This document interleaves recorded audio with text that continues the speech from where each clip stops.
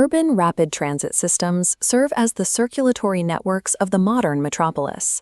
They physically separate high-density populations from the congestion of automobile traffic, offering a highly efficient, sustainable alternative for daily commuting. Yet delivering these subterranean networks has never been more difficult. Global transit procurement is currently defined by hyper-inflated capital costs and protracted delivery schedules. Evaluating these megaprojects using traditional metrics like cost per kilometer ignores the actual value provided to the public. To measure human utility, we use a new formula: total capital expenditure divided by average daily riders. Adjusting historical costs to 2026 dollars, we map these transit nodes onto a grid tracking daily passenger volume on the horizontal axis and capital price on the vertical. Mapping the data this way exposes a profile of engineering outcomes.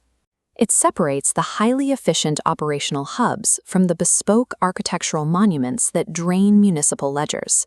Calculating this precise ratio gives urban planners a lens to verify that exorbitant public investments actually maximize human mobility and reward the citizens who use them. San Francisco's Central Subway project perfectly illustrates the high-cost, low-volume paradox. Extending the line through densely packed neighborhoods required roughly $700 million per underground station. The engineering constraints were immense.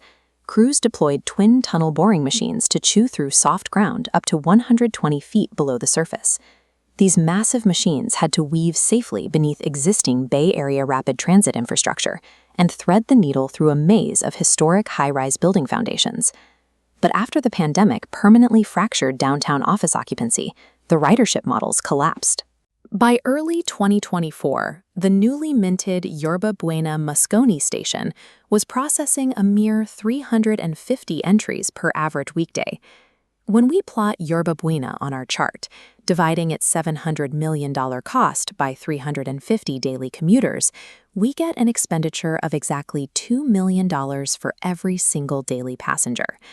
Further up the line, the Chinatown Rose Pack Station serves 1,250 daily riders. While this operates as a vital cultural and economic lifeline for a transit-dependent demographic, the ratio remains a staggering $560,000 per rider. The physical execution of the tunneling is impressive, and the neighborhood integration holds undeniable civic value. However, the severe lack of passenger volume permanently locks the Central Subway into a state of deep financial sub-optimization. Outside the United States, the Gulf Cooperation Council states execute transit at an entirely different scale. The Doha Metro in Qatar was built with a $36 billion budget, conceived as a logistical pillar for the nation's 2030 development vision. The network utilizes state-of-the-art driverless trains capable of reaching 100 kilometers per hour, complete with exclusive Gold Club carriages accessed via premium travel carts.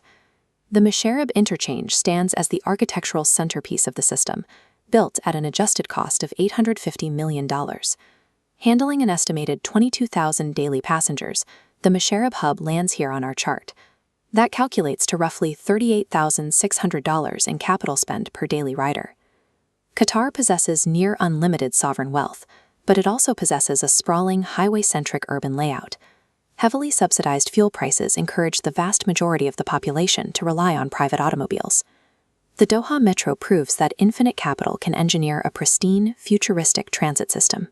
But without corresponding high-density urban zoning, the network functions largely as a low-utilization prestige asset.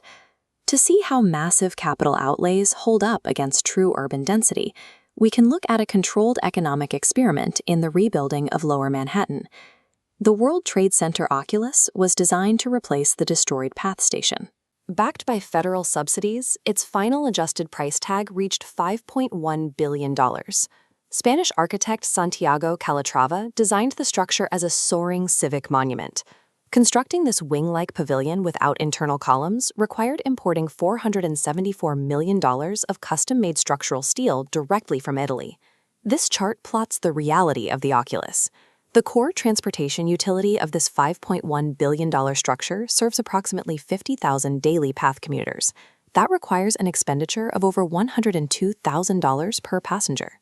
Just a short walk away sits the Fulton Center. Completed in 2014, it cost roughly $1.8 billion in 2026 dollars. Construction here was intensely difficult. Engineers had to structurally underpin a historic 125-year-old building and clarify a maze of 11 different subway lines, all while keeping the streets above completely open to traffic. The difference between these stations lies entirely in utilization. The Fulton Center efficiently processes roughly 300,000 passengers every single day. Factoring in that massive volume, the Fulton Center drops down to a remarkably efficient $6,000 per daily rider. A multi-billion-dollar price tag is mathematically justifiable in dense urban cores, provided the architectural utility scales directly to mass human mobility. High baseline costs are quickly absorbed when transit lines are precisely routed to capture overwhelming passenger demand. London's Elizabeth line required extensive deep-bore tunneling through central London clay. Constructing the Bond Street station cost an estimated $1 billion in modern equivalent dollars. Because the station seamlessly absorbs 80,000 daily passengers, the data shows an expenditure of roughly $12,500 per rider. High volume forcefully drives down the per-rider cost curve. We see similar dynamics in the massive subterranean excavations for Sydney Metro's Hunter Street Station and Toronto's Vaughan Metropolitan Centre. Planners spent immense upfront capital on infrastructure specifically to induce future high-density residential volume. But the ultimate solution to the cost disease of bespoke architecture is standardized engineering, a strategy currently being deployed by the Grand Paris Express. Paris mandates strict building information modeling. Engineers coordinate 3D designs to eliminate physical clashes entirely in software, long before any concrete is poured. This discipline allows them to run up to 20 tunnel boring machines simultaneously, constructing 68 new, standardized stations rapidly across the Ile-de-France region. Paris is proving that digital design standardization paired with intense urban density creates a financially sustainable model for modern infrastructure expansion. This data table compares the final metrics across our global index. We see the stark contrast between $2 million per rider in San Francisco and the highly efficient benchmarks set by systems in London and Toronto. Density effectively validates these billion-dollar expenditures. Massive capital layouts yield long-term civic value when the surrounding urban fabric is scaled to fill the platforms. Whether a station operates at $6,000 or $2 million per passenger, the heavy civil engineering required to carve these caverns into the bedrock remains a staggering testament to human ambition. Public transit is the only infrastructure capable of protecting modern cities from the geometric inefficiency and sprawling hostility of automobile traffic. Commuters who choose these high-tech networks act as the primary drivers of urban efficiency. Their presence on a platform represents a measurable victory over the spatial gridlock of the road. The CapEx per rider equation identifies exactly where infrastructure spending meets human demand. It serves as a blueprint for directing capital toward the projects that support the